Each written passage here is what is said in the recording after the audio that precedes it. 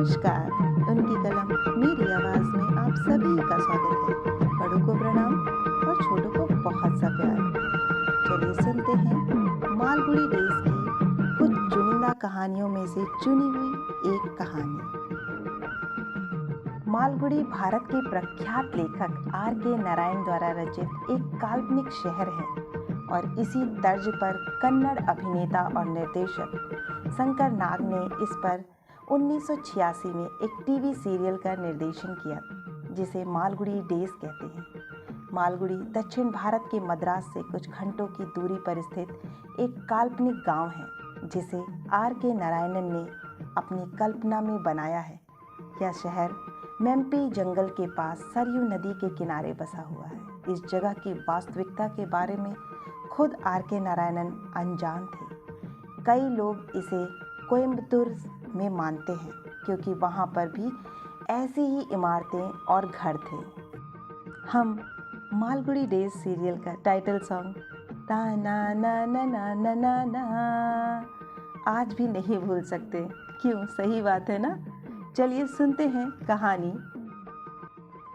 स्वामी को देखकर आपको अपने बचपन का हर वो किस्सा याद आ जाएगा जिसे आप भूल गए थे कि किस तरह स्कूल में पिटाई होना, दोस्तों के साथ घूमना, लड़ाई करना, खुले मैदानों में खेलना, पिताजी की डांट, दादी का प्यार, माँ का दुलार, नई खुराफतें, बारिश में पानी में नाव चलाना, लोगों के बहकावे में आना, स्कूल से भाग जाना, पढ़ाई से जी चुराना, परीक्षा की टेंशन, नतीजों में घबराना, गर्मियों की छुट्टियों के मज़े लेना, स्कूल की छुट्टी होने पर मज़े करना, टीचर की छड़ी से मार खाना, दोस्तों के साथ प्लान बनाना, स्कूल जाने में बीमारी का बहाना करना और इसके अलावा कई बातें आपको मालगुड़ी डेज की इस कहानी में देखने को मिलेगी जो भविष्य के बच्चे कभी नहीं सोच सकते।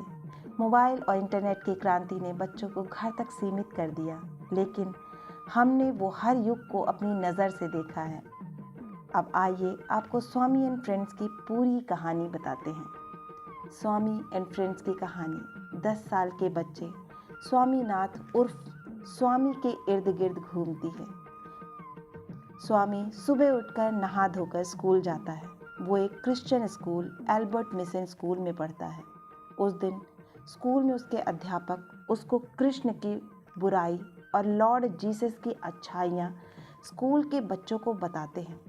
स्वामी को उनकी ये बात पसंद नहीं आती और वो उनसे बहस करने लग जाता है। इस पर नाराज होकर अध्यापक स्वामी के कान मरोड़ देते हैं। इस बात के बारे में स्वामी के पिताजी को, जो कि एक वकील हैं, उनको पता चल जाता है और वो स्कूल के प्रिंसिपल को एक पत्र लिखते हैं जिसमें उनके अध्यापक को सही शिक्षा देने की सलाह देते हैं। प्रिंसिपल स्वामी के पिता की चिट्ठी पढ़कर स्कूल के प्रिंसिपल उन्हें स्कूल के मसले स्कूल में सुलझाने की सलाह देते हैं। राजन, जिसके पिता मालगुड़ी के डीएसपी हैं और वो मद्रास के अंग्रेजी स्कूल से मालगुड़ी में पढ़ने आता है, स्वामी उससे दोस्ती करने का कोई मौका नहीं गंवाता और उसका दोस्त बन जाता है। स्वामी के इस बर्ताव को देख उसके दोस्त उसको राजन की पूंछ कहने लगते हैं और वो उनसे झगड़ पड़ता है। स्वामी का पुराना दोस्त मणि राजन से बहुत ईर्ष्या रखता है और उसको लड़ाई के लिए चुनौती देता है।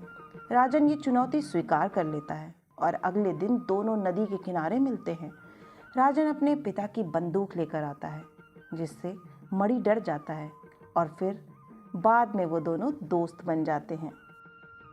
अगर आपको यह कहानी पसंद आई और आप इसकी सीरीज़ और इसके आगे और भी कहानियाँ सुनना चाहते हैं तो प्लीज़ कमेंट बॉक्स में कमेंट करके बताएं। और अगर आपको मेरा कार्य पसंद आ रहा है तो प्लीज़ लाइक करें, अपनों के साथ शेयर करें और चैनल को सब्सक्राइब करना ना भूलें। फिर मिलती हूँ एक नई कहानी या कविता के साथ। तब तक के लिए आप सभी का सुनने के लिए बहुत बहुत धन्यवाद।